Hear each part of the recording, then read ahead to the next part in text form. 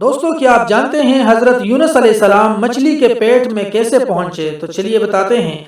हजरत यूनुस अलैहिस्सलाम अपनी कौम को तबलीग करते रहे मगर किसी ने उनकी ना सुनी।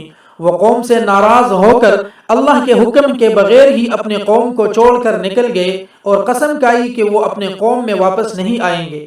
इसके बाद वो एक किश्ती पर सवार हो गए। समंदर के बीच किश्ती डगमगाने लगी। किश्ती के डूबने की वजह यह सामने आई कि इस किश्ती में एक शख्स अपने मालिक से भागा हुआ है। लिहाजा लोगों ने कुरानदाजी की और 3 बार हजरत यूनुस अलैहिस्सलाम का नाम निकल आया।